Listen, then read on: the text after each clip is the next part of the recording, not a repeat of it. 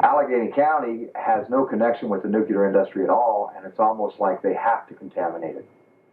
The way they come after us, it's almost like we've got to crucify this county. We cannot let this county go unharmed. They still haven't heard that Allegheny County people love where they are. They live here because they choose to live here. They have one home. It's not a transient society here. I mean, they are rooted, just like a tree is rooted out here. They are rooted into this county. We're rural by choice. Most of us came here or have stayed here because we like the lifestyle, not because we've got a $50,000 a year job. The Commission's task is very clearly identified in the law, which is New York State's Chapter 673, which is that we need to find at least one site, and possibly an alternate, but at least one site that will be able to handle for at least 30 years all the low-level radioactive waste that's generated in New York State by hospitals, universities, utilities, industry, research laboratories, that kind of thing. My wife and I both recognized from reading the larger establishment press that there were tremendous problems in nuclear physics. It's a serious problem with enormous cleanup costs.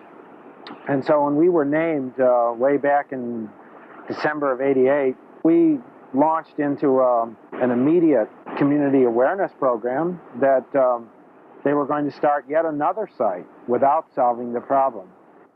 The Sheffield nuclear dump is one of 6 commercial sites around the U.S. 3 of those 6, Sheffield, our own West Valley, and Maxey Flats in Kentucky, have all been closed because they leaked.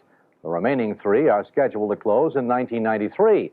That is why there is such a push on to establish new nuclear dumps across the country. No.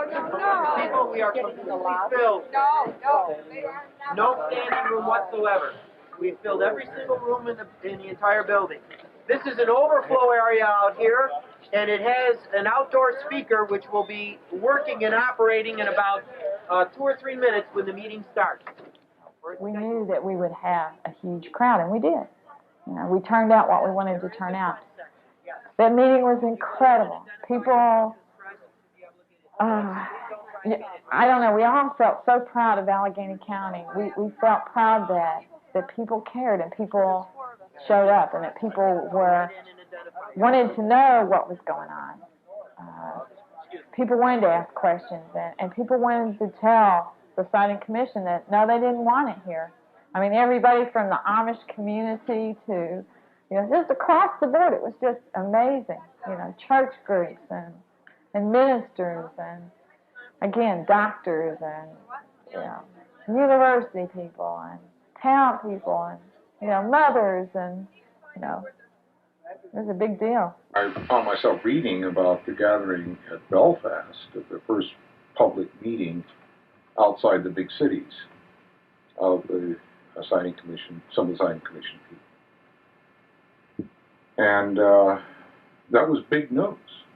5,000 people turning up for what I think is, most people agree, has been the biggest public meeting ever in the history of Western New York. This time I'd like to introduce the members of the Siting Commission that are here and the Siting Commission staff. On my far right is Mr. Henry Maxwell. Mr. Maxwell is an engineering geologist with the Siting Commission staff. Seated next to him is Mr. Richard Wood. Mr. Wood is a member of the Siting Commission. He is a registered professional engineer. He is director of research projects at Syracuse University. Seated next to him is Mr. Jay Doppelberger. Mr. Doppelberger is the executive director of the Siting Commission. And seated directly next to me is Dr. David Maley. Dr. Maley is a certified health physicist, and he is an associate professor of radiation biology.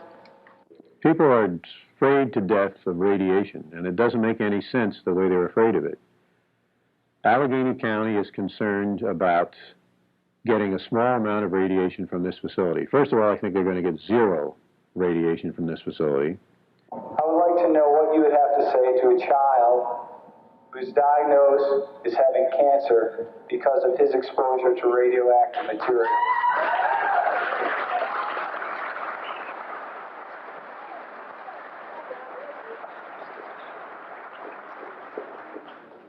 How do you answer that when the child is being exposed to hundreds of millirems per year in his own home from radon? Well, I think he's reflecting an attitude that is quite common in the nuclear or near nuclear associated industry, and that is that we know how to solve the problem. The public is stupid, doesn't understand radiation, has all these fears that are irrational, hysterical.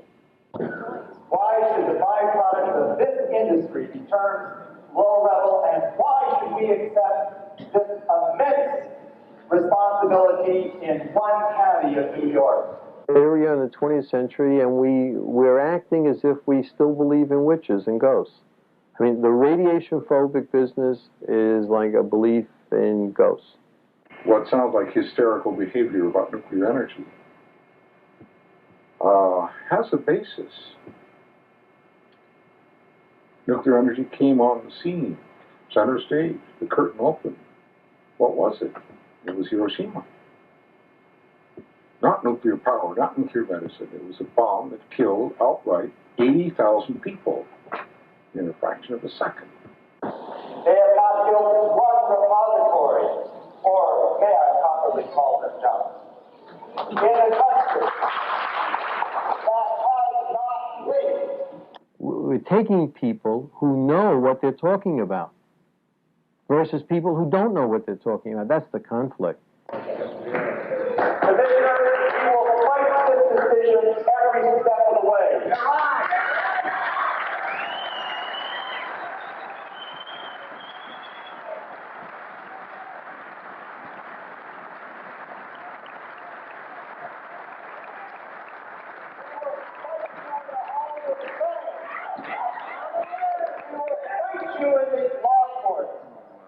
We will fight you in the legislature. Yeah. And if necessary, we will fight you in the street. Yeah!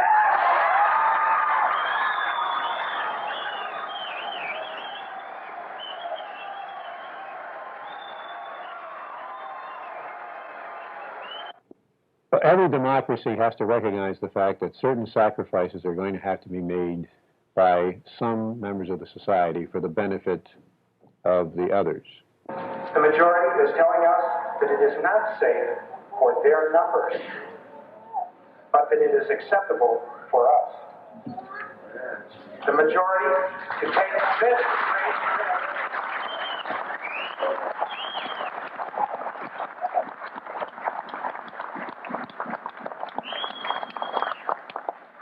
the minority to take this great risk, all right? That's us.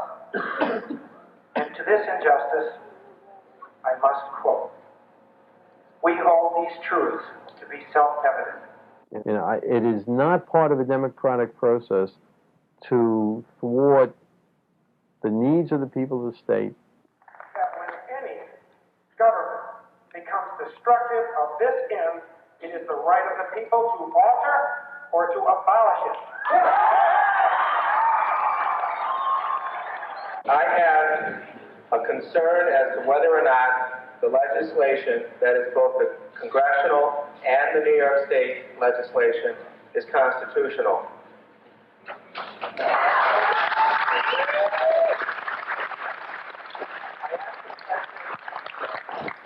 I question whether they're constitutional for this reason. Is it constitutional for private industry to generate radioactive waste, something that's not worth money, but that's only a liability? And for Congress to pass a law that says, you, the people of the state of New York, own it. And by own it, that means that you will be forever and permanently responsible for the costs of containing it and any liability that results from a failure to contain it. So those people who are trying to drag us back to the good old days, first of all, I don't think the average American citizen is going to tolerate that. He or she is not prepared to give up his car, even his second car, is not prepared to give up his power boat or whatever else he has, and TV set and VCR and computer to go back to living like Abraham Lincoln. We get up early, we work hard during the day, at night when we can't see to work, we go thank God for what we've got, and we don't need any nuclear plants. The deciding commission was on their podium, and they were crass, and they were not very informative. They were belittling to the public. One of them actually slept through the whole meeting, stood up on the stage and literally went to sleep with people's concerns. And so it enraged a lot of people. It got the community awfully upset. The problem was we had nobody interested in the early days of the process, and we couldn't get them interested until we announced sites, and then they were too interested. Have the guts to tell the governor that there can be no absolutely safe disposal with carbon technology. Have the guts to tell him that rural New York is not defendable. Have the guts to tell him that your obligation to select a site as mandated by the '86 law does not serve the general interest. Have the imagination to tell him, and the legislature, that the creation of another hot site will guarantee, sooner or later, a 21st century catastrophe. Have the moral courage to recognize that the underlying assumptions of your report are fatally, and I mean literally fatally, flawed. Haste is going to make more radioactive waste. It takes character to admit mistakes. As mistakes go, the 1986 law was a beauty. We hope you have the character to tell that to the government.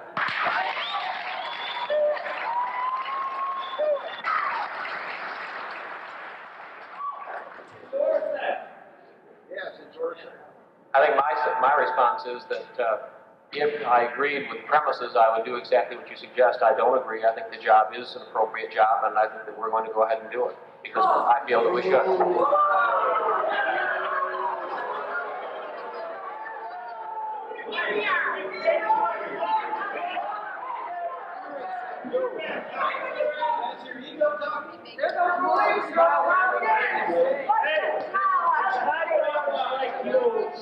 It's hot dogs like you that would make me stand right at the county line and say, hey boys, you ain't coming in here at all.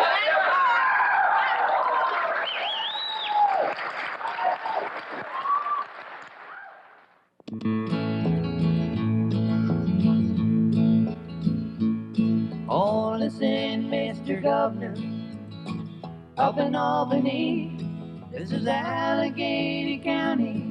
There's something we can't see. Who gives you the right to poison our land? And do you care about us? Do you give a damn?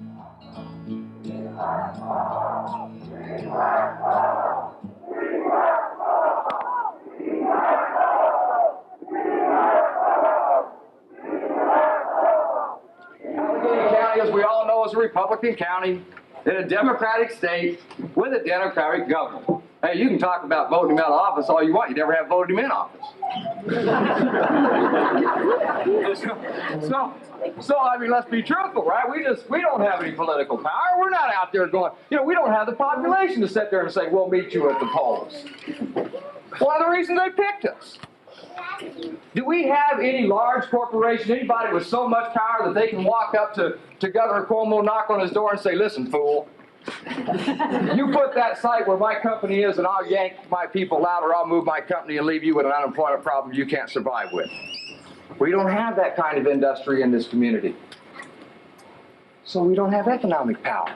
The governor introduced the legislation as emergency legislation that kept it from having to be put through committee structure.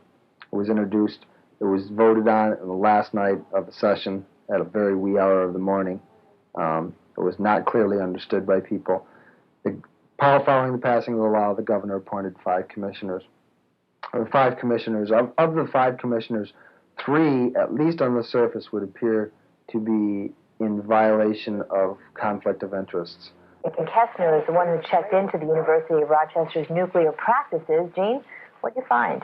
Well, what I found is the concern that the state has, the state health department, with how the University of Rochester handles and stores radioactive materials. The state says U of R dumps radiation into the Genesee River in excess of its license. It has lost radioactive materials and not been able to find them. And everything from desk drawers to trash cans to lab equipment has been contaminated. In reviewing just 2 years of U of R operations, the state found over 40 cases of nuclear mishandling. In defense of the university, David Maley says its safety record is no worse than anyone else's. If that's the case, I asked him why the public is being led to believe the proposed nuclear dump would be run properly. The statement I always make is this is going to be millions of times safer than some activities you already indulge in. This is going to be millions of times safer than a gasoline station. How many people have been blown up at gasoline stations over the years when a pump catches fire? Critics say this attitude makes nuclear users like the U of R sloppy because they don't have the proper respect for the dangers of radiation. They cite the illegal amount of nuclear waste being dumped into the Genesee River. What I'm saying is, if you put radioactive materials into a solution, say the Genesee River or the sewer system, after a period of time it gets diluted. And I guarantee you, you're going to have to take highly sophisticated measures to detect it. Are you saying that putting this stuff in is okay? I'm saying it gets diluted down to levels where it's no different. It's okay? Well, it has a very, very small risk. If he doesn't have a nuclear dump, then there will be no more research and he will be out of a job. So I'm not saying that that's wrong. I'm just saying that it appears to be a conflict of interest. Dr. Goldsmith, the same thing. He works at Mount Sinai Hospital. You know, I don't know where to begin with that. You know, except one of the things that comes to my mind again is a French expression that I like. It's "Honi soit qui mal y pense." It means evil is he who evil thinks. They might be able to pervert their reason by their own self-interest. I don't pervert my reason by my own self-interest. It's not a big deal to me personally whether there's radioactive waste site or not. And Mount Sinai is a hospital that Dr. Goldsmith works for. So he is in a position where his employer would benefit greatly from being relieved of this nightmare. So Mount Sinai is a hospital that has a great deal of interest in seeing a dump situated. But the other thing is that, as far as we know, Mr. Goldsmith also has shares in a company that makes radiation detectors. And what better thing to be making in a world with leaking dumps than radiation detectors? As a matter of fact, I'm not working with Dr. Goldsmith, but I advise anybody that's listening to this right now to buy a radiation detector because, well, this stuff's out of control. I've gotten to know the other people on the commission very well. I don't want to praise anyone or make any of us out to be saints. I tell you, all of them are very conscientious individuals. The story about the radioactive spill at 9 Mile 1 that had been kept quiet for years. Well, 9 News has now learned that the man responsible for planning the cleanup of that spill is now helping the state to pick a nuclear dump site. And that man is Siting Commission member Dick Wood of the town of Geddes, the man who Gene Kessner is here to tell us has financial ties to one of the biggest potential customers of the Niagara Mohawk nuclear dump. Gene, what is Wood's connection to Niagara Mohawk? Well, Dick Wood worked for Niagara Mohawk for 12 and a half years. That was before he took his present position in research at Syracuse University. And even his first year at SU, Wood had a consulting contract with his former employer. At the start of a recent interview, Wood assured me that relationship was over. My employment at SU started in mid-January of 1986. So you haven't, in 2 years, received any money from NYMO? That's correct. And over 2 years, almost 3. However, as our discussion continued, Wood acknowledged that the NYMO ties are still alive. The utility gives grants to his department at SU. Wood works on NYMO research and is paid for it. Just how much financial benefit does he get from NYMO? Less than 10% of my salary support. Okay, less than 10% of your salary support is paid by Niagara Mohawk grants. That's correct. And then you just said to me when I asked you that it's been almost 3 years since you've gotten any money from Niagara Mohawk. You asked me how long it had been since I was on the payroll. Mm-hmm. I have not personally gotten any money. There is Niagara Mohawk funding for Syracuse University to a lot of things. Syracuse University benefits from Niagara Mohawk. I'm an employee of Syracuse University. I'm not beholden to Niagara Mohawk. Well, less than that. I don't know the exact number. Richard Wood was a lobbyist for NISOWIG, which is the New York State Low-Level Waste Group, which is the boys' club of the power generators in the state. They're the lobbying group behind the nuclear industry. An earlier 9 News investigation revealed that one of the commissioners gets some of his pay from a nuclear utility. And tonight, our Gene Chesner uncovers new questions about the possible bias of Commission member Dick Wood of Camillus.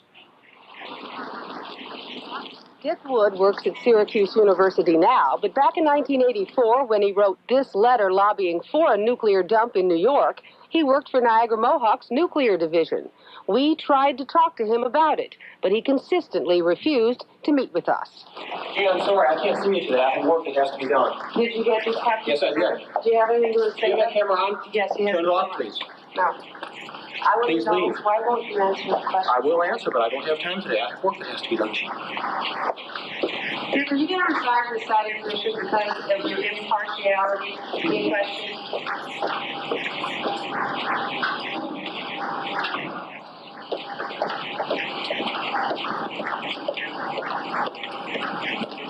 Please turn your camera off. This is unethical. Please leave. I'm leaving. So I can't understand why you feel you should answer the question. I will be answering your question when I have time. You will not give me an appointment. I've been trying for 2 days. Now, you are on a lobbying group for low-level waste producers. What I wanted to know was how could he guarantee New Yorkers that he will be impartial? It's radioactive waste, Dick. The question I wanted answered was, why is it okay January 6th of 1984 to be working for a lobbying group that wanted a nuclear dump placed in New York State? And why now, in 1989, should he be on the siting commission that's finding such a dump site? A fair question, since the law says a public officer can't give the impression that any person can improperly influence him. It also says he can't deal with any business in which he has a direct or indirect financial interest. We're really in a situation where the NISOWIGs and the nuclear power industry have, for all intents and purposes, got a hold of the state and made it their instrument. They've used their lobbyists to pass laws which, for all intents and purposes, makes the state their agency for dumping this on us. So this is really a state-sponsored kind of trashing of Allegheny County and its population. So to go before the courts when in fact the state owns the courts and the state is part of the problem and all of this did not seem to me to be ultimately I didn't think it would be very successful. It might slow things down, it might stall things down, but I did not think it could bring about a definitive answer. It did seem to me, however, on the other hand, that civil disobedience was a proper kind of response that could be highly effective. In May, the siting commission was coming in for what they call a windshield survey. And a bunch of us got together and decided that they really should not be allowed to do this. And ACNAG was born. The name we chose over some beers one night, and we've had to live with it. But it's turned out to be a thing that we're proud of. On May 31st, when I found a vehicle surrounded by 48 Allegheny County citizens, this was something that was very unusual for this county.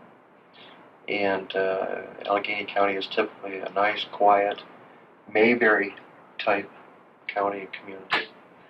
And I could see the faces of those 48 people were frightened.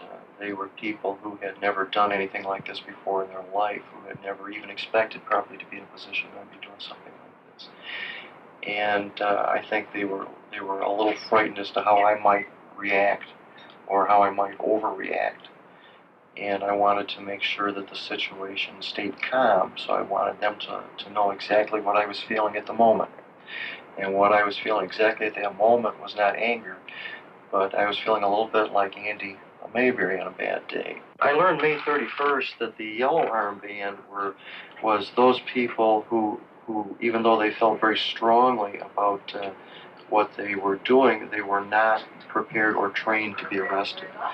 Those people who wore the orange armbands were those people who had been trained and were prepared to be arrested. That particular maneuver, by the way, was really not intended so much to prevent them from doing their windshield tour. That particular action was done to show to the people of Allegheny County that civil disobedience was a viable option, that it could be employed, that it could become a kind of way of stimulating a form of resistance. You either have the right to your own environment or you're not free. And if you're not free, tell me that. You know, be upfront with me. Walk in the county with an armed guard or walk in the county with the soldiers and say, you are not a free person. And let me deal with that situation at that time. But don't try to tell me I'm free and then push a dump into my backyard.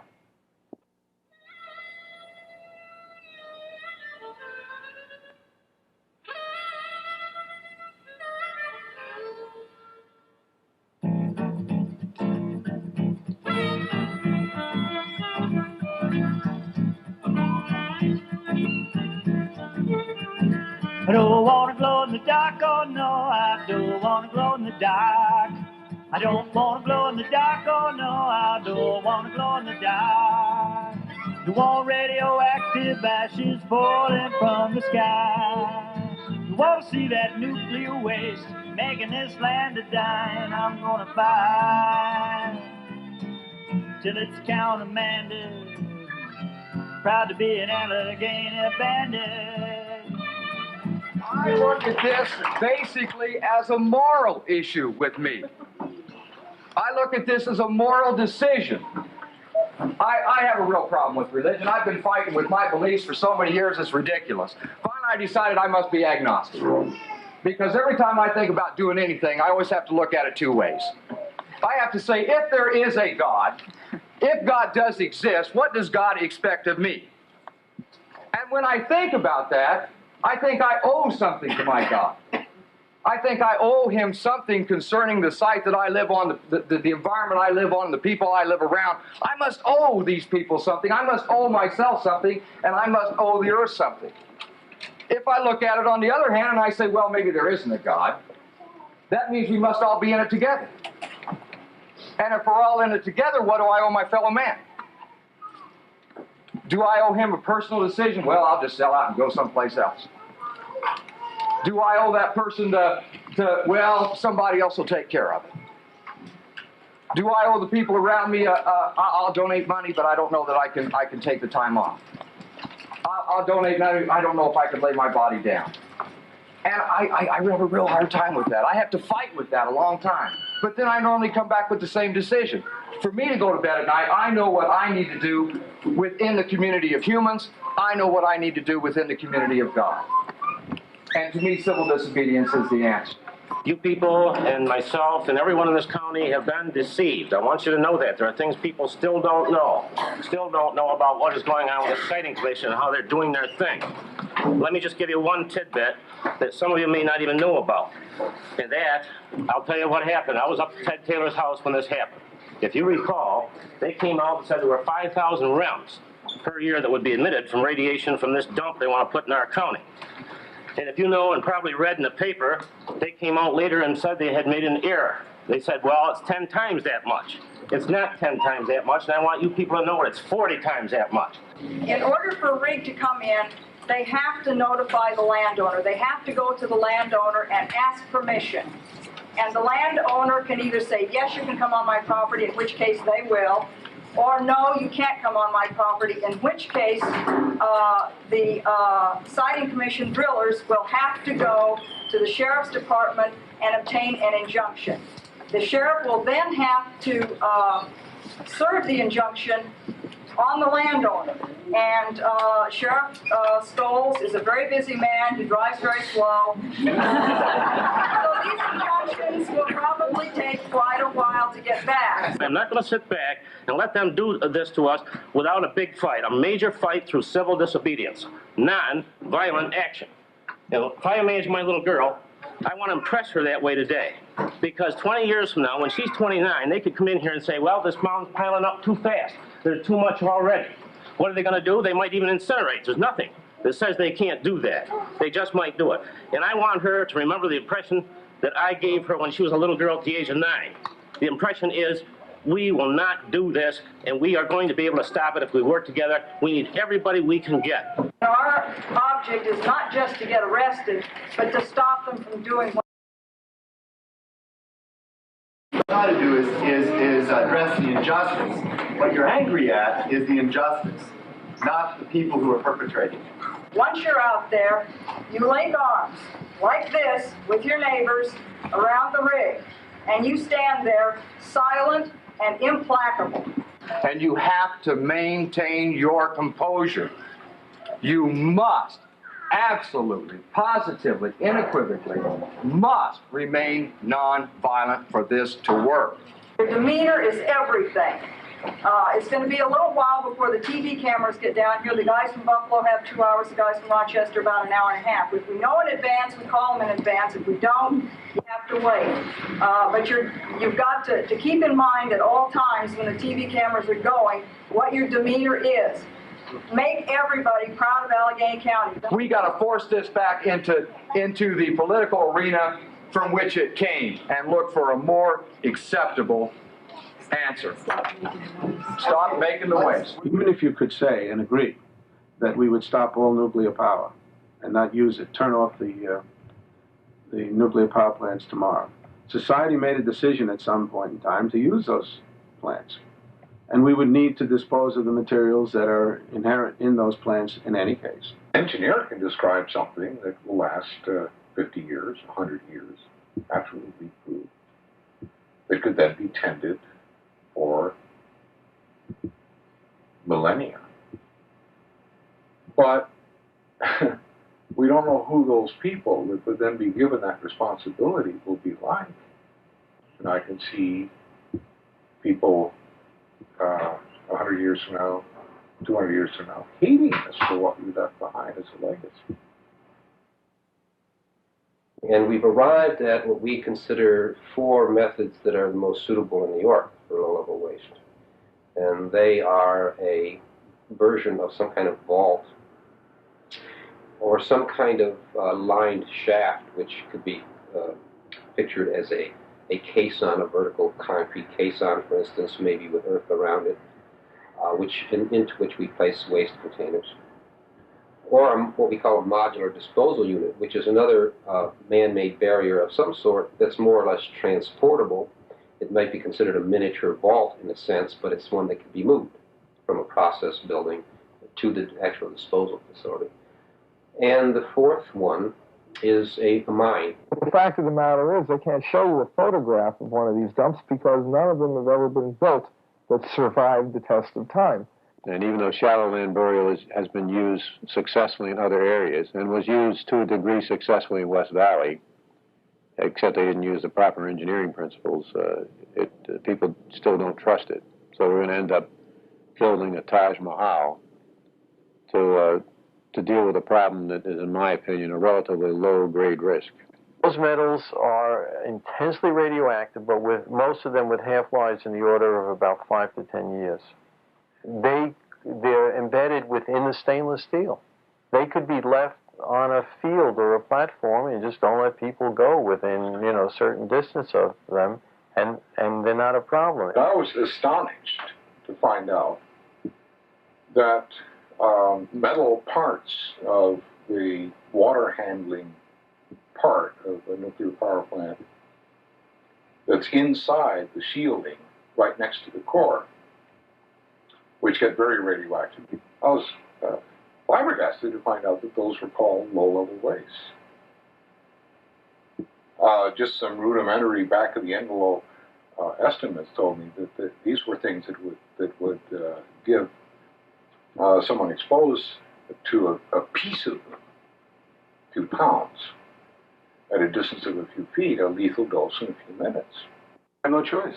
Am I going to tell the people in the cancer ward that they're going to die because we can't dispose of the waste? Give me an alternative. Tell me how to solve this problem.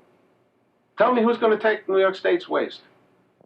I think Chairman Orazio has actually misled people, and I would be willing to bet purposefully, in focusing on a connection between the low-level waste dump and the maintenance of the diagnostic and therapeutic uses of nuclear medicine. And they're not connected.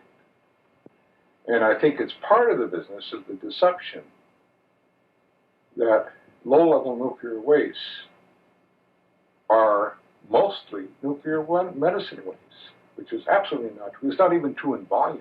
It is not high-level waste, it's not low-level waste, it's not transuranic waste, it's not uranium mill tailings, and it's not source term material, which is the original uranium or plutonium. That's a separate thing. Everything else is low-level waste.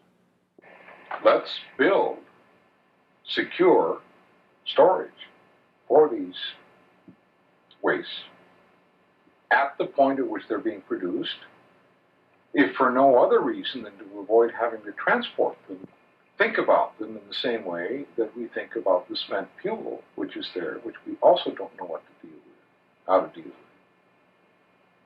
And then get a international as well as national effort with all the resources and people and facilities needed to solve the problem of finding the least dangerous way of disposing of all of these materials. You're burying your head in the sand because essentially you're going to have to do something with it eventually.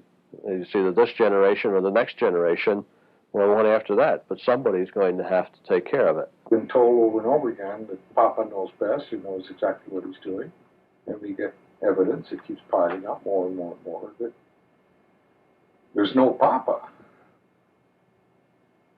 And so we're scared.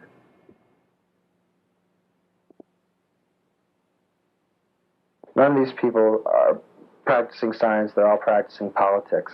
And this is so political that I go home at night and shake my head and say, are we ever going to get through it?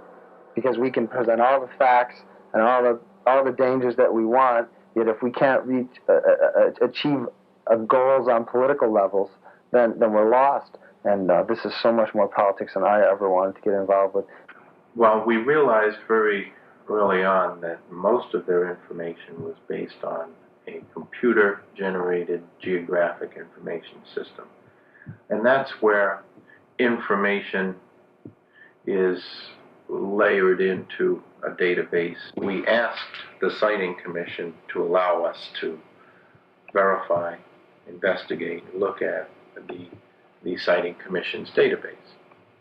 The concerned citizens, working in conjunction with the county, saw this as a priority. If they were really just interested in checking what's in the report, I mean, they want to check to see if there's something in the disk that's not in the report. Well, that's absurd, because, I mean, what's in the disk is going to be in the report. I mean, they're not going to find any conflict. But they're trying to make it appear like there's something in the disk that we're hiding from. That's absurd. A lawsuit was filed by the concerned citizens of Allegheny County, and the database tapes were requested of the Siting Commission. Well, they didn't want to do that. Why? Because they weren't really interested. They were just interested in creating an impression that somehow we were the bad guys. I mean, pure and simple. They lost basically a freedom of information filing by concerned citizens of Allegheny County, and were forced to release those tapes to the county and to the concerned citizens. They played a little word game on us at that point. Now, we did make a mistake in that we did not require that the contractor use a format or use a computer system that was easily retrievable. So although we had the tapes in the database, and the GIS. We had no way of reading it. It was encoded in such a way that we could not interpret. The Siting Commission thought that this was rather funny and that they had pulled one over on us. But it's just indicative of the way that they have misused their status as a government commission and the way in which their consultant and them are basically conspiring to hide the true basis for their site selections from us. There was no political chicanery in anything we did. We're a technical commission who is doing the job technically as honestly as we know how to do it. And I think that will be confirmed when all of this litigation is completed. This is my garage. We hauled it 20 miles here. One Sunday morning, we gathered up 25 people, pried it loose from the foundation, loaded it onto a trailer, and took off. This is Allegheny Watch here. We run a 24-hour vigil on the dump site over here. We monitor the township by this CB radio mostly and keep in contact with other people in the area. They call in sightings of different cars and what troopers that are around and whatever else might be going on. This is our winter kitchen, actually, is this little setup here. We do have another kitchen outside that we use during the good months. We just recently got a telephone in, which greatly increased our ability to get off of this hill and contact people. Well, Concerned Citizens is your basic grassroots effort. I say basic. I really need to go past that because it's far from basic in the fact that it's been able to amass a lot of people, and it's been able to educate the public. And that's basically what CCAC does. It educates the public. It helps landowners understand the issue. It hires lawyers for people. It does those kind of things that are within the law. In that respect, it's narrow in how far it can go in this fight. ACNAG, on the other hand, Allegheny County Nonviolent Action Group, draws a more definitive line. And the Allegheny County Nonviolent Action Group merely says that where we stand is you don't go on the land. The logistics involved in a civil disobedience action, particularly one that's carried on with the scale and the number of people that we have, it's mind-boggling. You have to set up a communications network. We've, of course, set up roadblocks. You have to have people to man the roadblocks, to set them up. You have to have people to use the CBs. We also have landlines, telephone lines. You have to have messengers. You have monitors, keep crowd control. You also have to have people who will supply people with food and water. It's an army. Has your experience as a forward observer in the military helped you set up the framework for a lot of what goes on in ACNAC?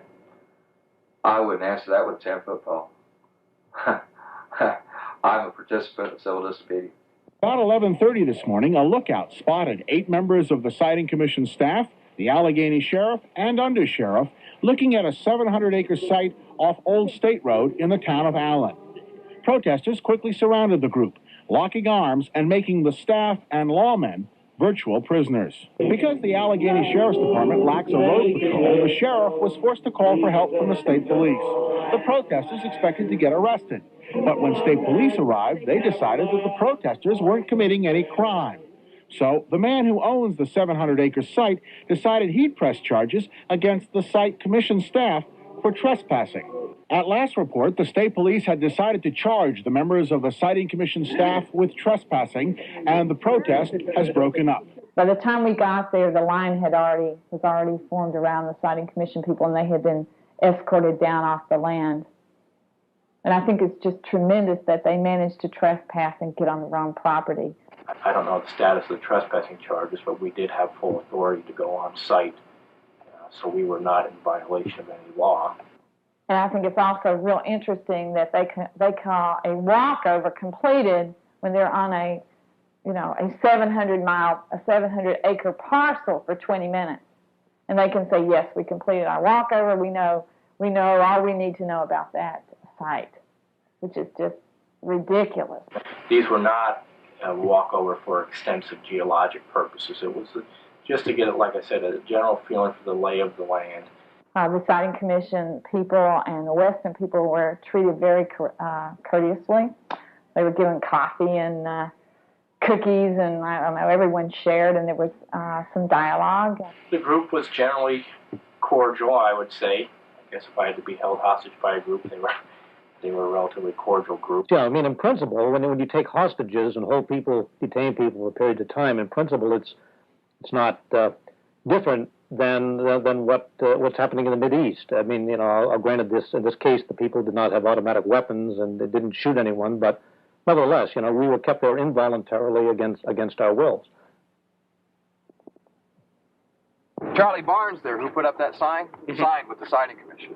Okay, he signed the papers that gave them the right of access on his property. He doesn't agree with what they're doing. He doesn't want to dump there. But Charlie is steeped in the tradition of, you know, the law. You know, the law says I have to do this. You know, I got to do this. Charlie took the $1,300. I call it the 30 pieces of silver. Charlie took the money and donated it to his church. And Charlie and his family went to pasture and got on their knees and prayed. Fires of protest lit the pre-dawn sky on a hilltop high above the site proposed for a low-level radioactive waste dump.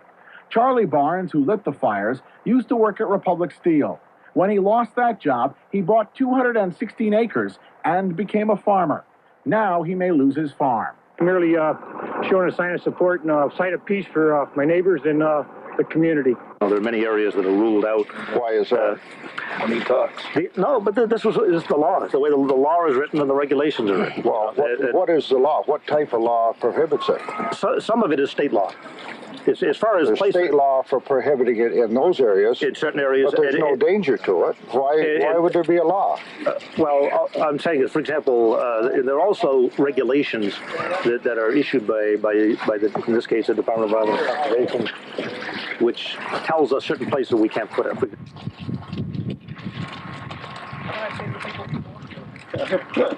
Time to move the crowd out. We'll see. Good morning, Captain. Has anyone threatened you? Guitars, thrown around to anything? No, they just prevented our passage, that's all.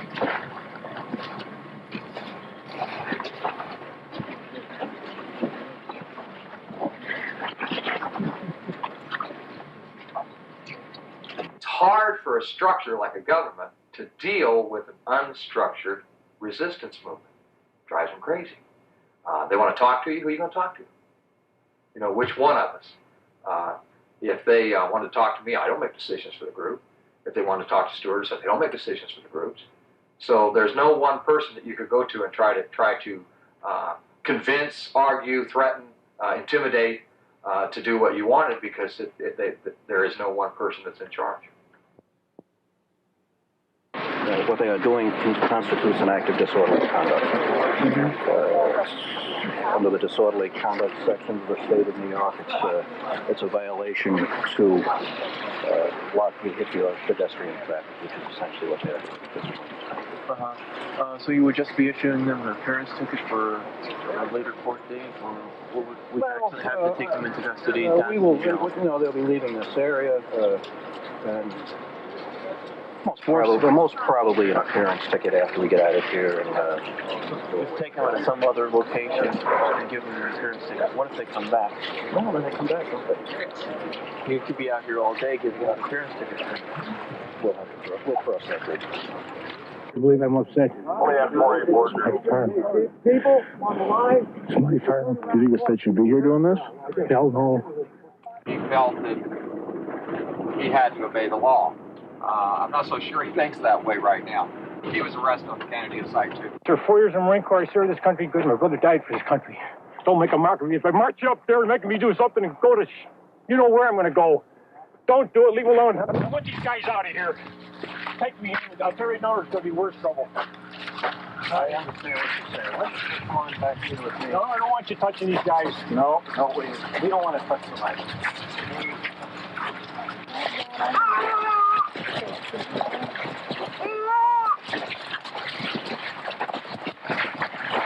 you what's really going on here, Gentlemen, Allegheny County. One of the landowners has, in a sense, requested that this all go away. Are you aware of this, Mr. Barnes? He would really like the whole thing to disappear. If he wants everybody to disappear, then please just send the siting commission home. That's right. Now, I can't do that because we know I can't.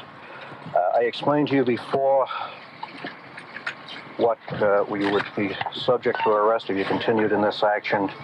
I've asked you to reflect on it. I've told you the reaction of one of the landowners involved here. Based on that, are you going to step aside and let traffic through? No, we're not. We are ready to stand our ground, and if you have to arrest us, if you must do so, then do so. We will not step aside. We will not let the siting commission get on this land. Right on. Their cause is unjust. Okay. Snyder, this gentleman has identified himself as Allegany County to me. He is charged with disorderly conduct. So you're under arrest for disorderly conduct. Have you had time to think about your decision? I have. Okay. Again, I'm going to ask you to step aside so the traffic as a whole can come up through this road. I can't do that. Okay. Trooper DePlato. Trooper DePlato, Allegany County. The man charged for disorderly conduct. Sir, you're under arrest for disorderly conduct. Please come with me. Do you have a name? Okay. Allegheny County, this is Trooper Smith. Trooper Smith, I want this woman who identifies herself as Allegheny County arrested and charged for disorderly conduct. Ma'am, you're under arrest for disorderly conduct. Do you have a name, sir? Allegheny County. Allegheny County, Trooper James Johnson. Trooper Johnson, I want the gentleman arrested and charged for disorderly conduct. You're under arrest for disorderly conduct. Please come with me. I'm going to ask you to step aside. Okay. Allegany County. Trooper Douglas Miller. Trooper Miller, I want the gentleman arrested and charged for disorderly conduct.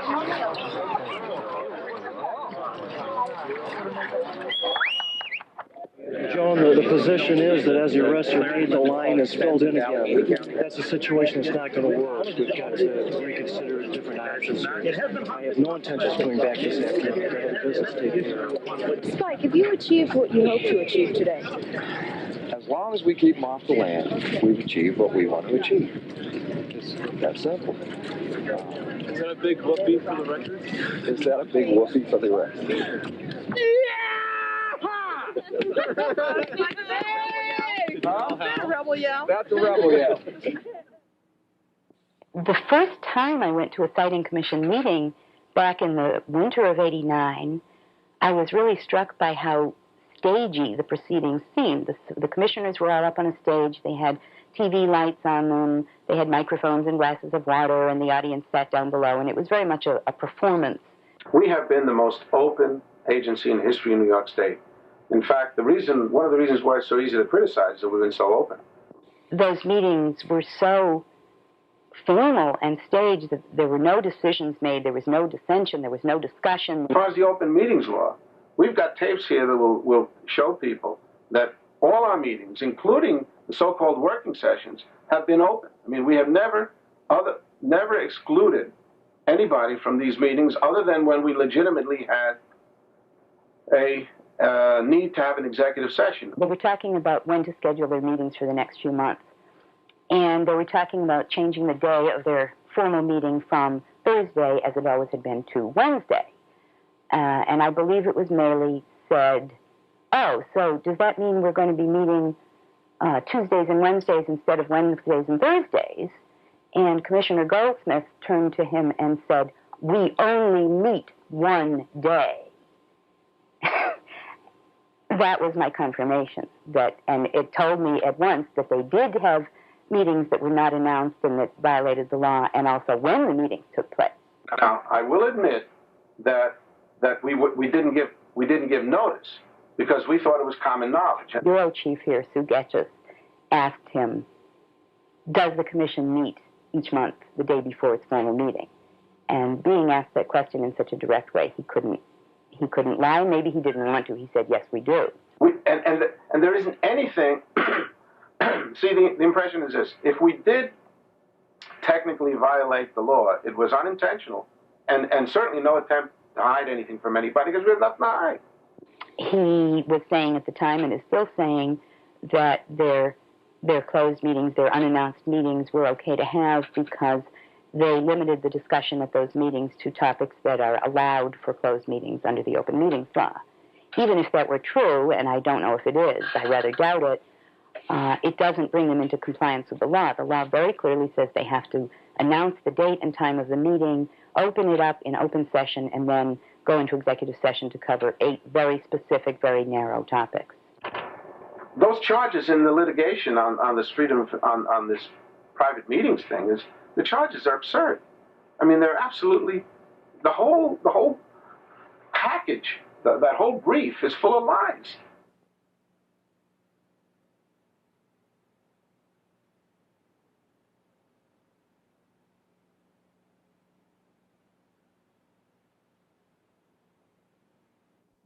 Are we ready?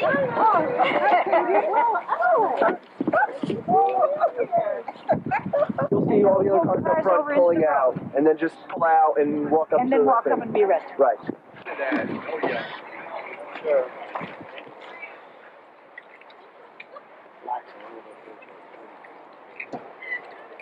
How are we doing? Who's our spokesman this morning? Good morning to you. How are you? What have we got here? What have we got here, gentlemen? Well, we got a roadblock here that is going to prevent these people from coming onto our property. We don't want them on here. We want to keep it this way. Gary, as you know, the court has ruled that they have a right to come on to the site. I understand that. And as an officer of the court, I have a duty to assist in enforcing that order. We fully understand that. That we contact the landowners and that we're coming, we've spoken to the Roberts. We'd like to inspect their land and do a walkover. We don't care for you to do that. You don't mind if we do it? We said we don't care. We don't care for you to do that. Right.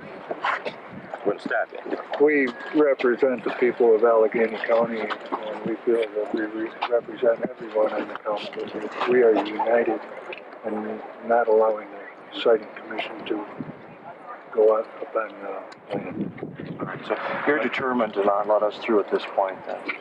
We are very determined not to let anybody through. You're not going on this. Well, hey, I think we should try another location, Sheriff. Very good. What we'll do at this point is we'll try another location. We're not going to drive fast, so if anyone wants to go to other places, there's absolutely no reason to rush.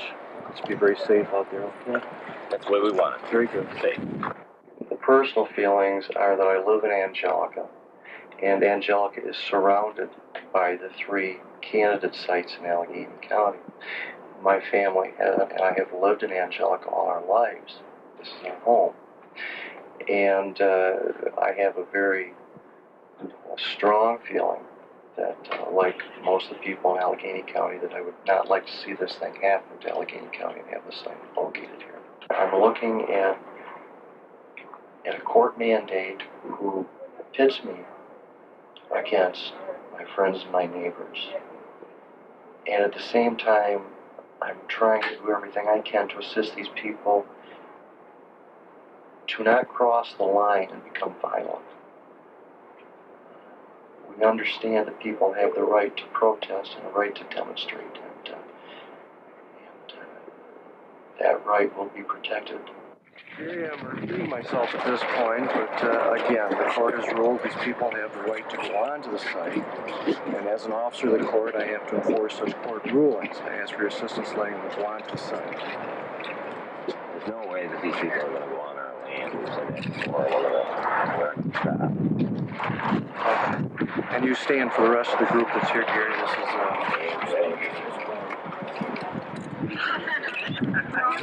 Well, we really would appreciate your assistance in this. We would like to do an investigation. You know, we've contacted the landowners. We have the legal right to go on the land. We realize that. We're not going to allow it. No dump here. Period. Mr. Goodale? Well, now. Guess we have to try somewhere else, Sheriff. Hi, Bruce. Good morning. Good morning again. Gary, the spokesman, or who am I talking to? Larry, this is Rich. Rich. Rich Scully, and he's a dairy farmer. He's very concerned about this area, and he is going to speak. All right. Go right ahead, please. We're not going to allow you on this land. West Elmont and rural New York will not be sacrificed for the benefit of the nuclear power industry. Of course, you understand my position is that the court has ruled the technical team has the authority and the right to come onto the property. I'm aware of that. I would like to point out to the technical team that West Elmont has passed a law prohibiting the establishment of a nuclear waste dump in West Elmont. Sheriff, we've tried 2 other times. This is the last passable road. I want your help in getting us on the site today. Now. What that means to me is these people are adamant that I must put them on as an officer of the court. I'll require assistance to do We understand. Oh, man. 151-100. The technical team is adamant that they go on to site at this point. I can't do this alone. We're going to require assistance from the state police. Step 4. The siting commission is unable to gain access to a roadblock on County Route 2B just before the Baker Valley Town Road.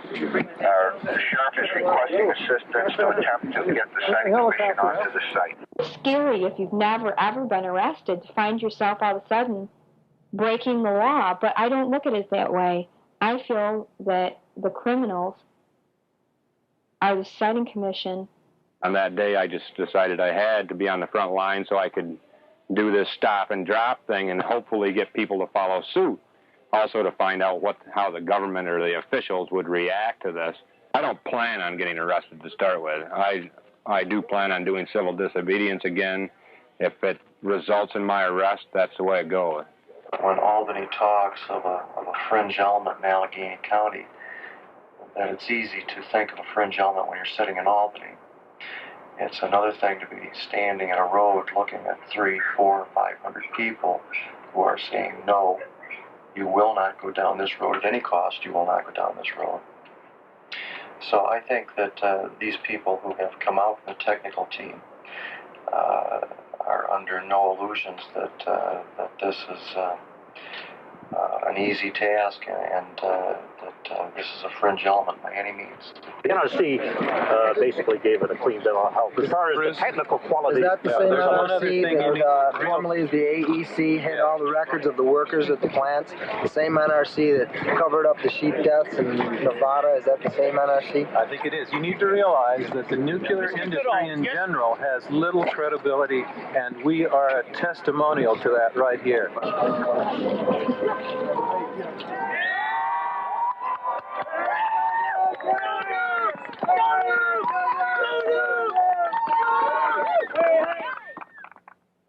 Refer the technical team to the What? Can't hear you!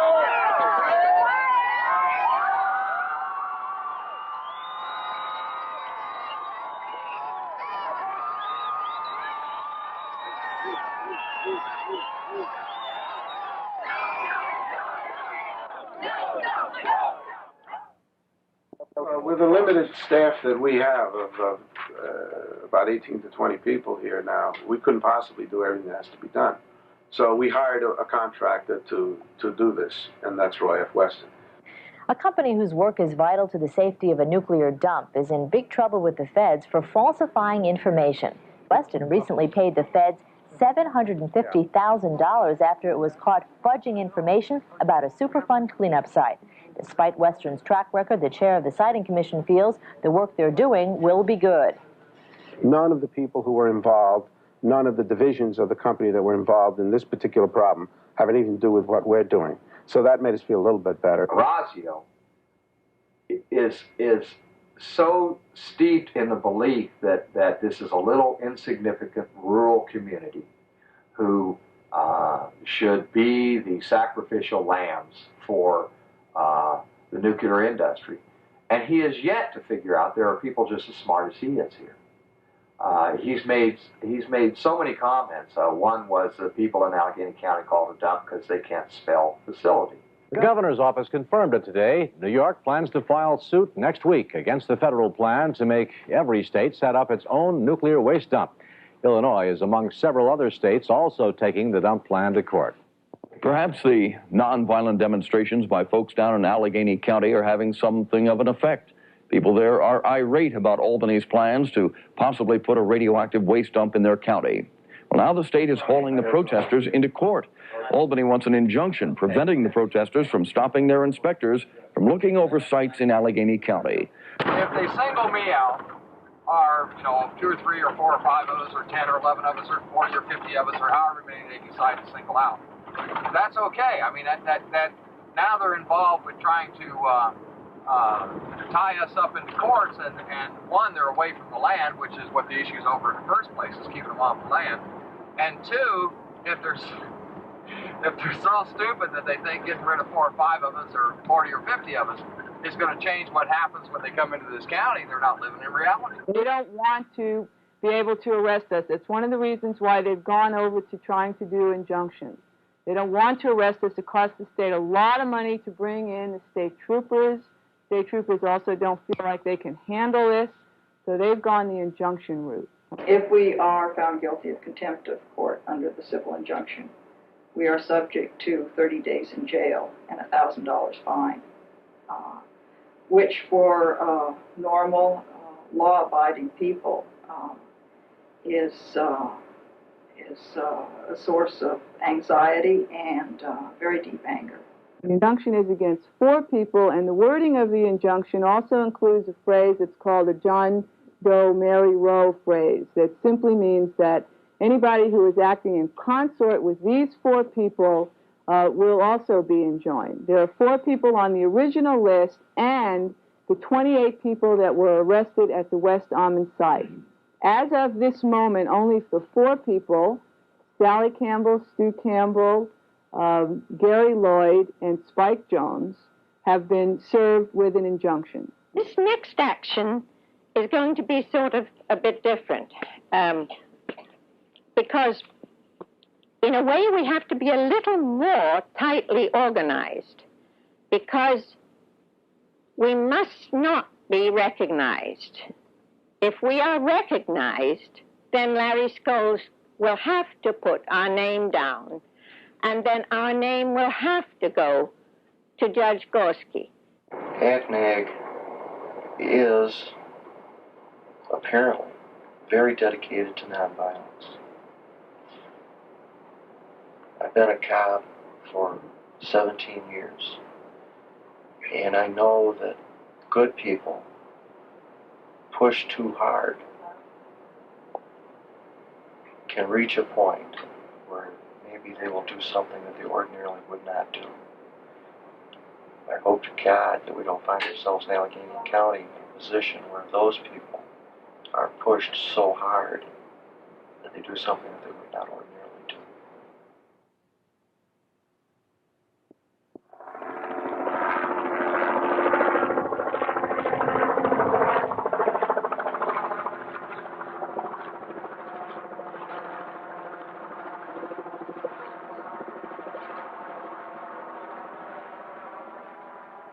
I was very instrumental in developing the idea, was that it would be very symbolic. People around here respect older people, and of course it seemed to me that that it would be embarrassing, as it turned out to be, for the state police to come in and arrest us. I just told the sheriff exactly the scenario, that it's a no-win situation for him. He should go back to the governor, tell the governor that if he wants to arrest 6 hostages, then that's fine. 6 hostages, one of whom is in a wheelchair. I told him that behind them is heavy, heavy equipment. Are you willing to say how old you are? In 2 years and 4 months I will be 90. But I plan to live many, many years here and enjoy a little fresh air. Sergeant Hayes, would you step forward, please? The news media, please. Please, media, step back, please. Step back, please. Please. Come on, back up. Yes, sir. All right, I don't think we'll need the bullhorn. They're right here. I want to step right up with me, please. Good morning, ladies and Good gentlemen. morning. By order filed March 8, 1990, the Supreme Court of the State of New York has issued a preliminary injunction prohibiting persons from interfering with the Siting Commission. Specifically, the court has ordered all persons not to restrict, obstruct, or in any way interfere with the activities of the Siting Commission, its employees, agents, consultants, and contractors relating to the entry onto and testing activities on real property in Allegheny County. Do each of you understand the statement that he's read? Could you hear it and understand it? Yes. Are you prepared at this point to open the road and obey the court injunction? No, I'm afraid we're going to stay right here. As a matter of fact, we're voluntarily handcuffed to this chain, and we're not prepared to move. I understand. At this point, Sheriff Allegheny County, I must serve each of you with this order with preliminary injunction, and this I will do. Preliminary injunction. Could I have your name, please? Allegheny County. Thank you, Mr. Allegheny County. Ma'am, I must serve you with an order of preliminary injunction. Could I give you something first? Yes, ma'am. I want you to know that I consider that my freedom is being taken away from me by your coming in here. I want to give you something. If you could give it to Mr. Cuomo, and he can give it to Mr. Bush. This was given to me to understand what it, I think you'll understand what it means. But if my freedom is taken away from me like this, I don't want this thing anymore. Help yourself. Thank you, ma'am. Oh, I asked him to send it to the governor, to Governor Cuomo, and then have it sent from Governor Cuomo to President Bush. Folks, you've each been served with a copy of the injunction. I've asked you to please comply, and at this point you tell me that you're unwilling to. It's a cold day out here. I don't like to see us out here in this cold. I ask you, please, let's remove the chains and let's get you people in where it's warm and let us continue on to whatever the next obstacle might be. If I were not sheriff, if I were not any kind of law enforcement official at all, I'd say there's probably a real good chance that I'd be standing on that line with either a yellow or an orange armband. I love my county. I'm afraid at this point what I'll have to do is to call the state police in. We'll have to have the handcuffs removed. Whether they're going to perform actual arrests is entirely up to them, but I'll need their assistance. Mm-hmm. We understand. All right. Thank you, folks. Ma'am, I will see to it that the state authorities get this. You got a call from the governor later about this, or? Yes, he called me. I'm sure he called me almost immediately. Said that he thought it was unfortunate that I had lost faith in my government, and he suggested that he return it. And I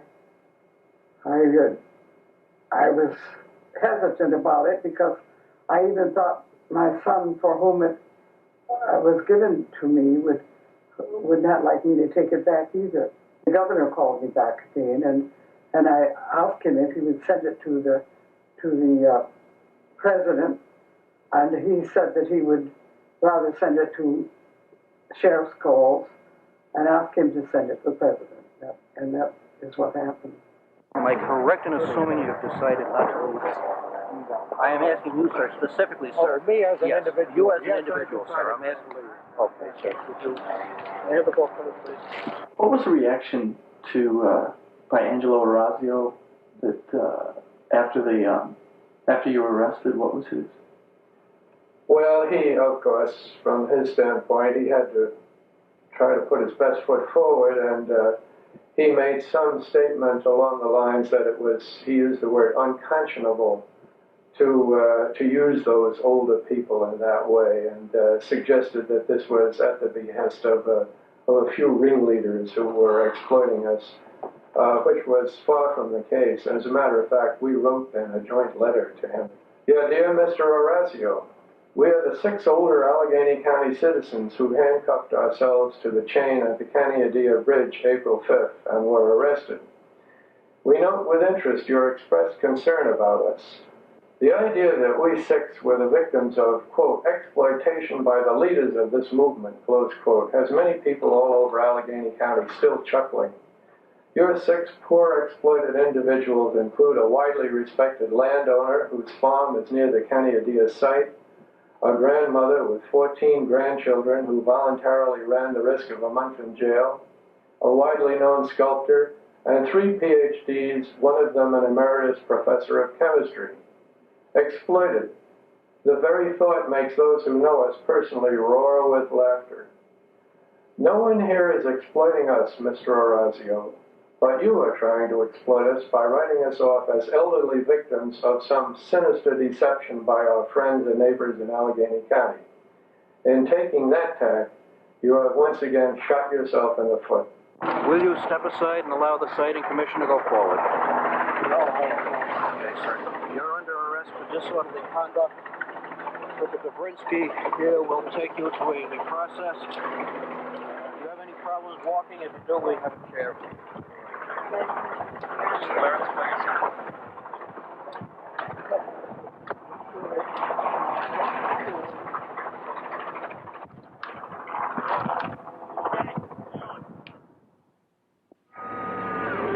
They just came up back of the barn here with some sure we can get some out here if we need it. After the bridge, we blockaded all of the roads into the site. There are 9 access points into that site. It's the largest site in the county. We blockaded all of those access roads until we were sure which way the police and the Siting Commission were coming in. And when it became apparent that the Siting Commission and the police were coming up East Hill Road, we retreated back up that road slowly. The injunction is in my pocket. You've been alerted as to what the consequences are. Let me ask you at this point if you're prepared to open the road and let the commission go on to the site.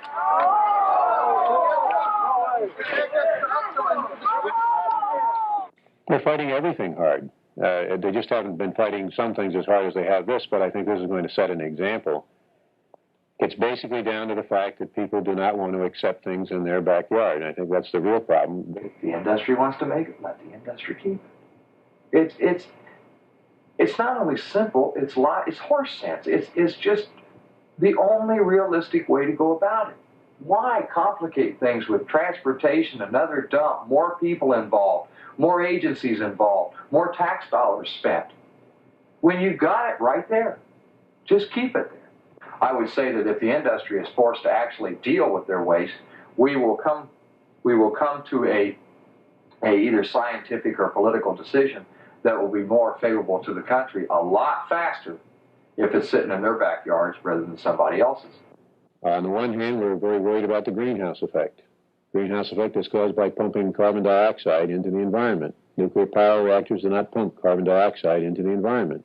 Coal-fired plants, oil-fired plants do. What are our options? We need technology that is forgiving, but you can make serious mistakes and not have the world blow up.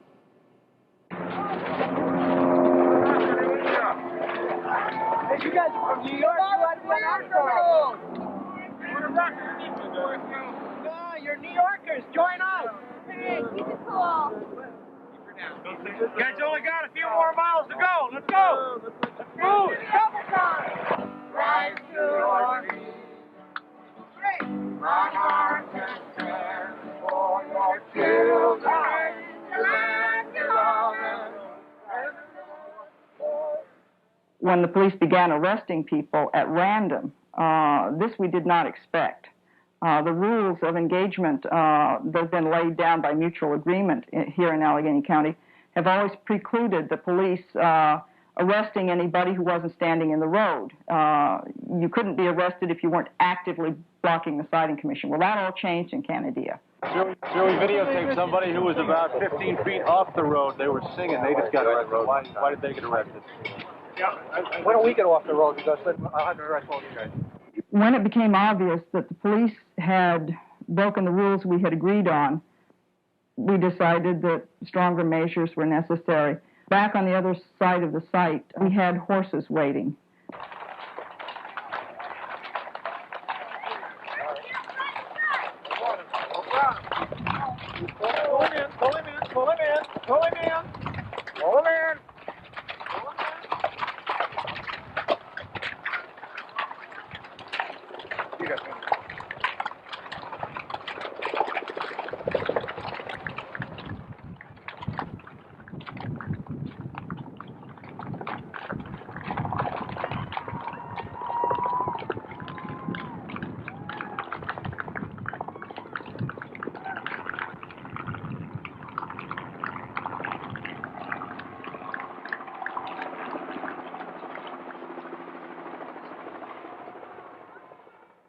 Should have a policy in this state that things will be decided in a logical, common sense way, not on violence.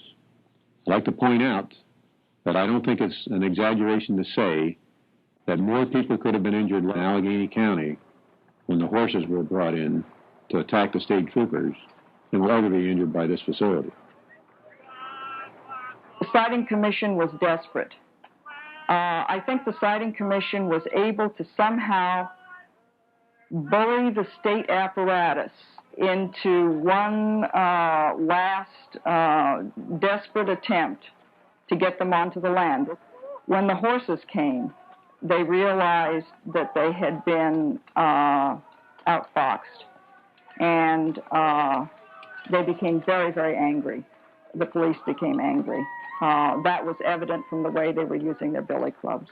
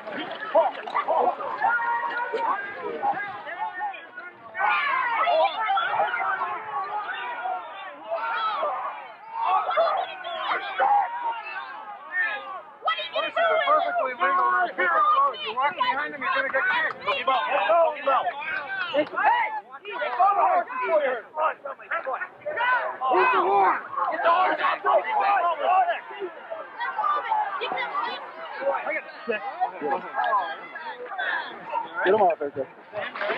Break his hand off that man.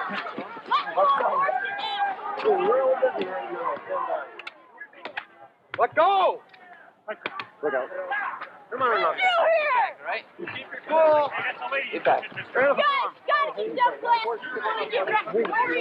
Let go of the reins. Right there you go. Greg, when you go down, Rick will be. It's all over again. This is ridiculous.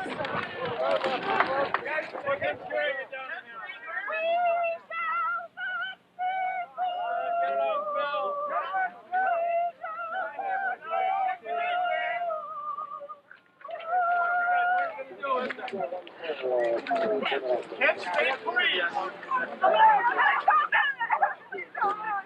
Stand up, liberty! Stand up, liberty! Don't let us go! Back no. It's all right. Back off. Back off.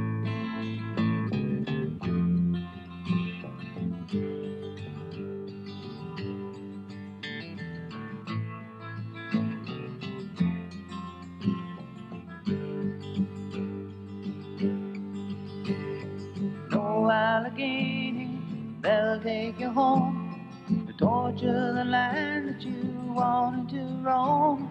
And out on the road, they'll haul it in. Truckloads of poison and ain't innocent. No Allegheny, they'll break your back, don't you know? Your future depends on the people who love you so. No Allegheny, let's stand up and fight for what you believe in, your God-given right to save the beauty in all that you see. 'Cause no Allegheny, she's down on her knees. No Allegheny, there is still hope, don't you know? Your future depends on the people who love you so.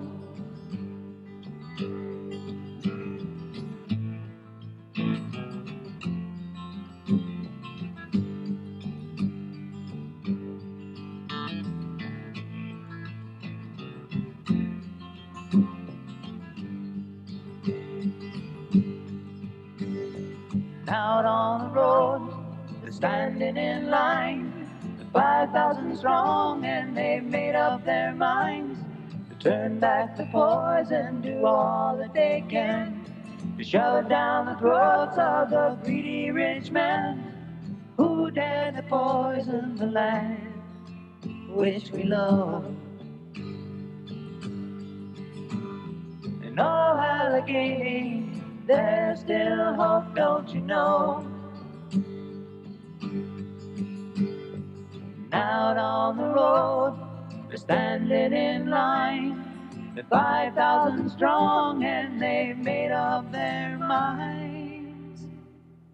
I'd far rather pursue a world that turns out to be too good to be true than keep drifting as we are toward a world that's just too unpleasant to contemplate.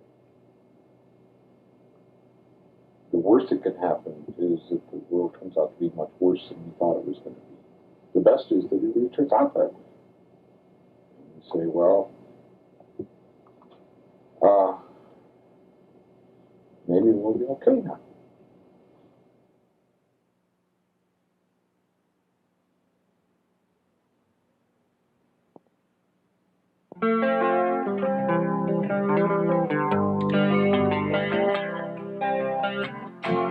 Allegany, rise to your feet. Lock arms and stand for your children and the land you love, and never let the poison spread. Those who lie would see you dead. No radiation without representation. Let the ones making it know people just aren't taking it. We're not expendable, and neither is the land. Portland County, rise to your feet. Lock arms and stand for your children and the land you love, and never let the poison spread. Those who lie will see you dead.